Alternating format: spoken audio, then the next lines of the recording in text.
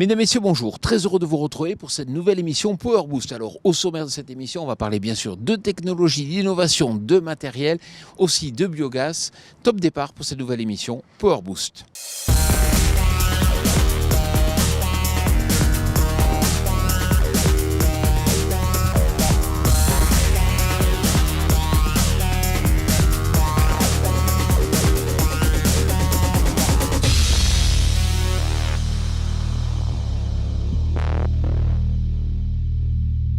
Salut les Power Boosters. Cette semaine, un programme sous le signe des 3B. Oui, 3B comme boîtier, bidoche et biogaz. On parle aussi de photovoltaïque, mais bon, ça commençait pas par B.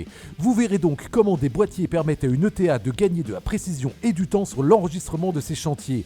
Comment une appli peut optimiser la transformation de la viande. Comment le photovoltaïque peut faire participer les éleveurs à un cercle vertueux.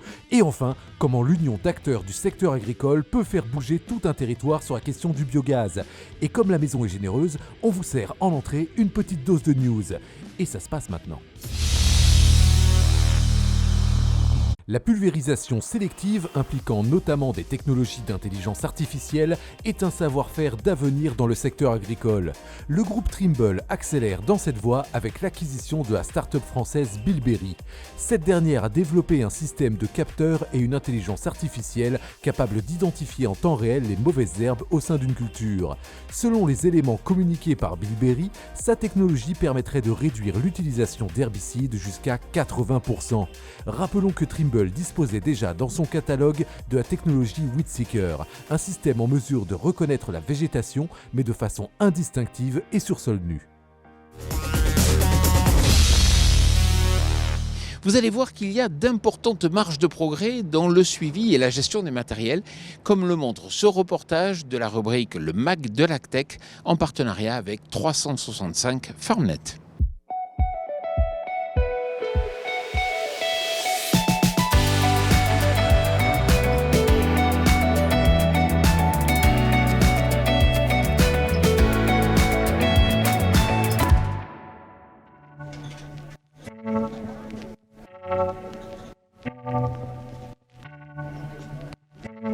William Drochon, je suis gérant de l'ERL de Salver qui est ma ferme et puis d'une ETA qui est l'SRL Drochon. Dans la société, on est 6 à travailler à plein temps. Et donc en matériel, on travaille beaucoup avec Claas et puis Jeunder au niveau des marques de tracteurs et puis batteuse aussi, c'est Claas.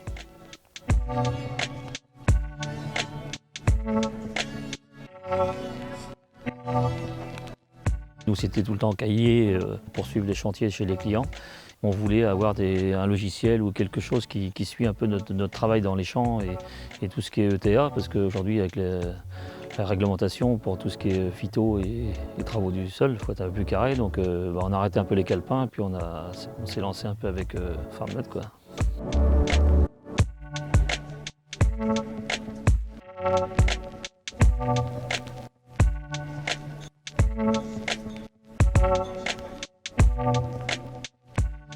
Aujourd'hui, on a 6 trackers sur les tracteurs et après, on a 7 box sur les matériels.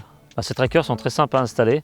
On le pose dans le tracteur et avec une prise 3 plots pour le brancher. Et après, sur les appareils, c'est pareil. On le pose, on a 2 trous à faire avec 2 vis et c'est parti, quoi. Donc le matin, le salarié part faire les chantiers qui ont été commandés en début de semaine ou en fonction des travaux qu'il y a à faire. Ça nous sort comme information le tracé dans les champs, le temps passé. Et donc nous, on peut suivre à la fin de la journée, comme moi je suis pas tout le temps derrière mes salariés, ça permet de constater les travaux qui ont été effectués, leur temps passé chez les clients et tout ça pour la facturation, quoi. Si demain il y a un litige avec un client, on peut dire on a passé tant de temps pour faire son champ et voilà, quoi.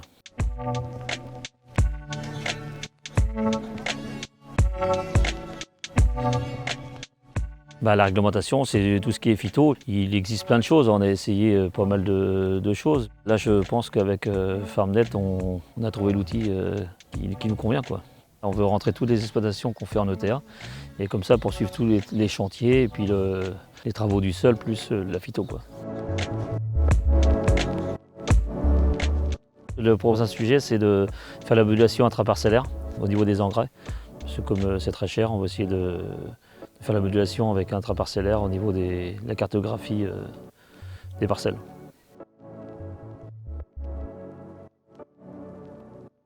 Comme vous avez pu le voir, on est sur une solution très simple et peu onéreuse puisque l'ensemble boîtier Tracker et ActiveBox, on va être sur du 500 €. Et après, sur un abonnement, peu importe la flotte qu'on va avoir, qu'on ait un tracteur, 5 tracteurs, 10 tracteurs, 10, 20 outils, on n'est que sur un seul abonnement pour toute une flotte d'1 € par hectare et par an, plafonné à 600 € à l'année.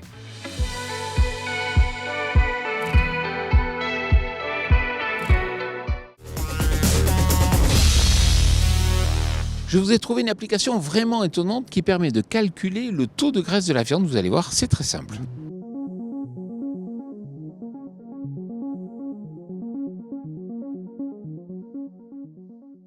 Le gras dans la viande est un critère très important dans la filière et jusqu'à présent, il y avait peu d'outils pour pouvoir mesurer ce gras dans la viande. Il y a par exemple une grille qui vient d'être développée par Interbeb, c'est une grille de notation du persillé. Mais par contre, ça reste un outil utilisable par l'œil humain et qui mériterait de pouvoir être industrialisé pour éviter des problèmes de répétabilité ou de reproductibilité. Il y a également l'analyse chimique, c'est l'analyse de référence, mais ça nécessite de prélever un morceau de viande, donc c'est destructeur, et l'analyse n'est pas immédiate, il y a 2 jours pour avoir le résultat. Il y a également des technologies telles que la spectroscopie proche infrarouge ou la RMN ou l'imagerie hyperspectrale, mais le ticket d'entrée est au minimum de 50 000 € pour ces équipements-là. Et puis il y a l'analyse d'image, et nous on s'est donné comme objectif en Meetapli de pouvoir relever le challenge, d'en faire un outil qui soit à la fois rapide, économe, fiable et non destructeur. Donc cette application, on a défini cette application. En fait, on va commencer par faire des prises de vue qui vont être standardisées. Donc on va mettre un flash avec un filtre polarisant pour éviter les reflets. Ensuite, il va y avoir un découpage, une segmentation de cette image. On va essayer de définir d'abord la côte dans son environnement, puis la noix d'entrecôte dans la côte, et ensuite on va segmenter le gras du muscle dans ces parties de l'image. Donc en gros, on va séparer le blanc du rouge, et on va mettre en corrélation ce blanc et ce rouge avec les teneurs en muscles et en lipides de la côte. En se mettant à plusieurs, on arrive à lever bien des obstacles, comme le montre ce reportage de la rubrique Les experts du biogaz, en partenariat avec Deleplanque.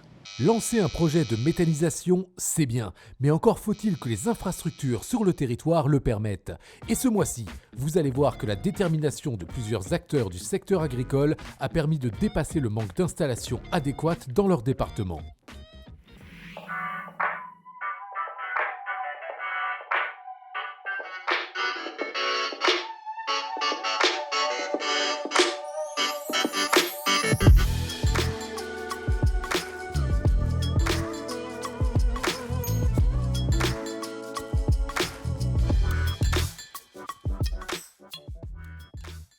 Le saviez-vous ? La Haute-Garonne est l'un des seuls départements de France à ne pas avoir de méthaniseur agricole actif, alors que la filière est en plein développement. Sébastien Albouy, vice-président de la Chambre d'agriculture de Haute-Garonne, nous explique pourquoi. Notre département est coupé en 2. Toulouse, réseau de gaz, mais pas de vaches. Sud du département, Comminges, pied des Pyrénées, des vaches, pas d'industrie, pas de réseau de gaz. Concrètement, en l'état, les porteurs de projets ne pourraient pas se raccorder au réseau. Et oui, ça nuit quelque peu quand on veut se lancer dans la production de biogaz. Il a donc fallu se retrousser les manches et agir. Qu'est-ce qu'on a fait du coup? On a rassemblé les porteurs de projets ensemble. On a ensemble été voir toutes les autorités, dont la CRE, la Commission de régulation de l'énergie. On a amené les communautés de communes avec nous, la région et même la Chambre d'agriculture à participer financièrement. Et on va monter le 4e rebours de France, ce qui sera en soi le premier d'Occitanie, qui va permettre du coup à tout ce territoire d'avoir accès au gaz pour les projets actuels, dont le premier qu'on espère voir sortir le jour d'ici 2 ans à Boulogne, mais aussi les futurs qui arriveront dans 4-5 ans. On aura fait vraiment un ouvrage structurant dans le département. Mais, au-delà de la possibilité de diversifier ses revenus, pourquoi vouloir absolument développer une filière méthanisation ? Tous les scénarios France neutralité carbone 2050 disent agriculture, il faut diviser par 2. Et en fait, tout le monde est d'accord, il faudra 98% de fumier méthanisé pour atteindre la neutralité carbone de l'agriculture. Ce qui était donc au départ un projet agricole est devenu un projet de territoire. Cette initiative montre aussi que lorsqu'ils coordonnent leurs actions, les acteurs du secteur agricole peuvent accomplir bien des choses. Quant à nous, on se retrouve le mois prochain pour un nouvel épisode des Experts du biogaz. Ciao!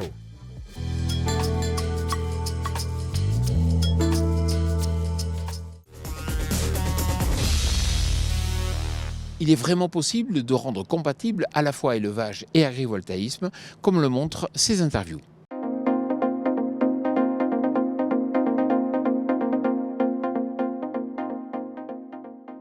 La dynamique de l'agrivoltaïsme en France est très forte à l'heure actuelle. Ces projets sont développés depuis environ le début des années 2010. On dit qu'aujourd'hui il y a environ 500 hectares de parcs agrivoltaïques en France, qui représentent du coup une faible partie des centrales solaires. Mais aujourd'hui, ces projets représentent environ 75%, en tout cas chez Photosol, des projets que l'on développe. Donc ça représente effectivement une majeure partie très large des projets que l'on développe en France chez Photosol, et je pense que c'est la même chose pour les développeurs. Il faut savoir que Photosol développe et finance les projets agrivoltaïques. C'est environ entre 500 et 700 000 euros l'hectare, donc ça représente des sommes assez importantes.